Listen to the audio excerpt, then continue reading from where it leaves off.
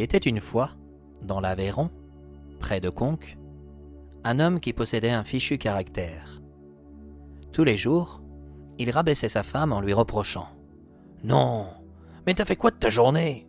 Tu restes là, tranquillement à la maison à regarder touche pas à mon poste, alors que moi, je travaille dur dans la vigne, dehors, chaque jour. » Un soir, sa femme en eut assez. Elle aimait regarder les chroniqueurs débattre sur divers sujets, même si parfois, certains oubliaient de se respecter. Et justement, l'une des chroniqueuses l'inspira. Elle déclara à son mari « J'en ai assez, Cyril. Tous les jours, tu me reproches des choses, et tu ne remarques même pas toutes les tâches que j'accomplis. Alors écoute-moi bien. Demain, c'est toi qui vas t'occuper de la maison, et moi qui vais me rendre à la vigne. »« Ah d'accord, » lâcha Cyril. « Ah, ma tâche, elle ne sera pas bien compliquée. Je vais enfin pouvoir profiter de mes RTT. » Ensemble, ils avaient une fille qui venait juste de rentrer du collège. Elle s'appelait Laure. Vu que nous étions à la fin du 3e trimestre, Cyril lui demanda « Dis-moi, Laure, hier, je t'ai demandé ton carnet de notes. »« Un bonjour serait déjà bien, papa. »« Bonjour, ma fille. Alors, ce carnet de notes, tu me le montres ?»« Je ne crois pas que ça va pouvoir être possible, » rétorqua-t-elle fièrement. « Et pourquoi ?»« Je l'ai prêté à ma copine, Séverine, car elle aimerait faire une blague à son père. »« Laquelle ?»« Celle de lui faire peur. » Aussitôt, elle fila dans sa chambre. Cyril demeurait toujours sans voix, par ses réflexions. En revenant près de lui, sa femme, Émilie, fut surprise de le voir assis sur le divan.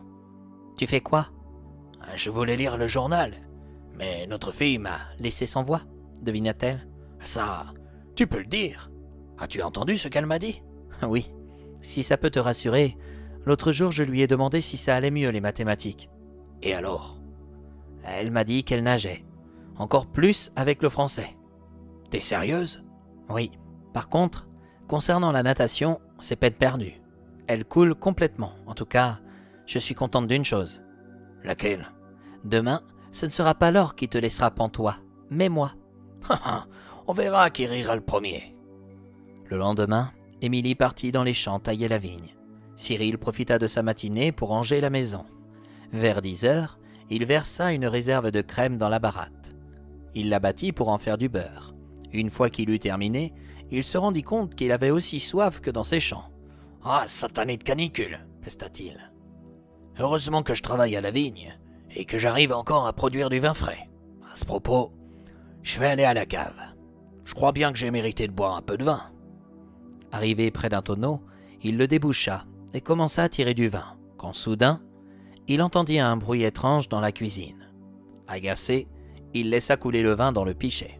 Après tout, le vin ne coulait pas si vite. D'un bond, il fila dans la cuisine. Il découvrit son cochon, au nom de Glouton. Ayant laissé la porte ouverte, Glouton en avait profité pour explorer les lieux, en laissant partout dans la maison la trace de ses pattes pleines de boue. Il avait par la même occasion renversé la baratte et tout son contenu au sol. Il portait bien son nom, car il gloutonnait activement en se régalant de beurre. « Oh, le saloupio !» s'écria Cyril. « Ah mais arrête de toucher au beurre. À part tous les Zeus, mes RTT, je peux les oublier. » Ne perdant pas courage, Cyril s'élança sur Glouton, mais le malheureux glissa sur le beurre et s'aplatit, le cul en premier, sur le carrelage. « Oh bordel! Oh, que ça fait mal de prendre un coup dans le derrière. » Avec difficulté, il se releva. Ses vêtements étaient tout gras. Il traversa la cuisine pour obliger le cochon à quitter les lieux. Mais Glouton n'était pas disposé à partir. Le beurre, c'était trop bon. Passant l'un après l'autre, sans arrêt sur la flaque de beurre, ils en étalèrent partout dans la cuisine, y compris dans le salon. Au bout d'une demi-heure, le cochon finit par s'en aller. Il était temps. « Je vais devoir tout nettoyer désormais. Les informations sur BFM TV, je peux les oublier. Bon, ce n'est pas tout, mais avant qu'Émilie revienne, la priorité serait de lui cuire la soupe. » Cyril ne connaissait rien à la gazinière.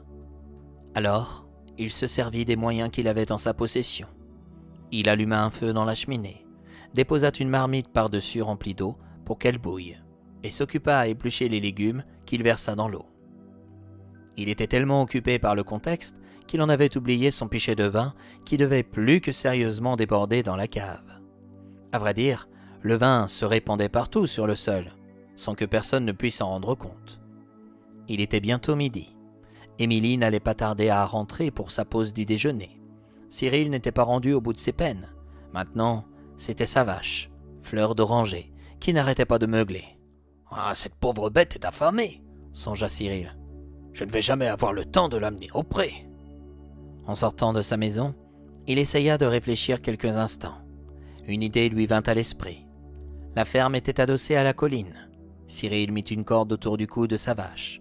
En montant sur la colline, il lui permit d'accéder au toit de maison. Mais Fleur d'Oranger ne voulait pas aller sur le toit. Cyril attacha l'extrémité de la corde à sa taille. Tant bien que mal, il essaya de pousser Fleur d'Oranger. Ses pattes flageolaient, car elle avait le vertige. « Allons, ma petite Fleur, avance pour manger, dépêche-toi. Regarde, as-tu vu entre ces tuiles comme l'herbe est bonne? En plus, tu m'éviteras de passer un coup de karcher. » Ne cédant toujours pas, Cyril perdit patience et lui déclara. « Bon, tu me laisses plus le choix. Cette fois, ce n'est pas le taureau qu'on va prendre par les cornes, mais toi. » Fleur d'Oranger s'agaça devant l'entêtement de son maître. D'un coup de tête, elle le repoussa. Cyril perdit l'équilibre, mais au lieu de tomber dans le vide, il tomba la tête en première ligne dans la cheminée. Heureusement, la corde qui le reliait à sa vache le retint, l'empêchant de tomber dans la marmite de soupe. Il fut tellement choqué par sa chute qu'il en perdit conscience au bout de la corde. Sa femme arriva comme prévu pour son déjeuner. En découvrant Fleur d'Oranger sur le toit de sa maison, elle se précipita pour la descendre en se demandant où était passé son mari. « Eh bien alors, ma petite Fleur, que fais-tu ici ?» Émilie remarqua qu'un poids retenait l'animal, mais à aucune seconde, elle n'imagina que c'était son mari qui pendait dans la cheminée au-dessus de la marmite. Avec un sécateur, elle coupa la corde et entendit un gros boum accompagné d'un cri de terreur. Rapidement, elle ramena Fleur d'Oranger à l'étable. Quand elle rentra dans la maison, le spectacle était encore plus désolant que tout ce qu'elle aurait pu imaginer. Cyril était assommé, à moitié ébouillanté. Le feu de la cheminée venait d'être éteint par la marmite qui s'était renversée sur le carrelage tartiné de beurre. Tout en faisant attention, elle prit son homme dans les bras, et quand il eut repris ses esprits, elle lui dit « Finalement, c'est toi qui me laisses pantoise. Repose-toi, je vais aller te chercher un peu de vin pour te réconforter. »« Le vin !» s'écria Cyril, se rappelant brusquement qu'il avait laissé le tonneau ouvert. « Va vite à la cave !» Sans perdre une minute, Émilie se précipita vers celle-ci. Mais c'était trop tard. Le sol était inondé et le tonneau complètement vide. Durant plusieurs semaines, ils durent se passer de vin, mais aussi de beurre et de fromage, car l'émotion fut trop forte pour Fleur d'Oranger. La fermière ne se plaignit pas d'avoir retrouvé la maison dans un tel désordre, car depuis cette aventure, Cyril ne se moquait plus d'elle, en prétendant que les travaux domestiques étaient faciles à exécuter.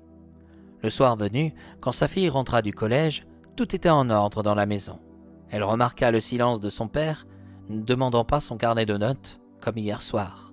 « Ça va, papa » lâcha-t-elle. « Ça pourrait aller mieux » rétorqua sa mère. « Oh, mais tu es tout défiguré.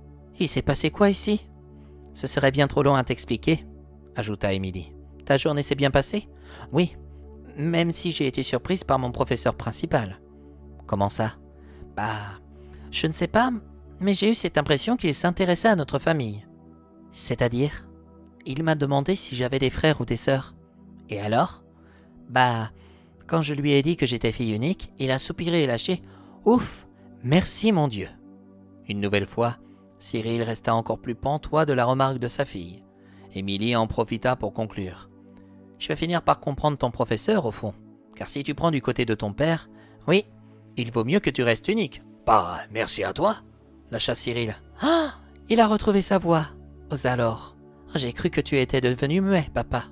À force de ne rien dire, je vais finir par te surnommer le pantois de Conques. »« Oh, toi, tu ne paies rien pour attendre. Si moi, je suis un pantois, toi, tu es une EATC. »« C'est quoi une EH je sais pas quoi ?»« Une enquiquineuse à temps complet. »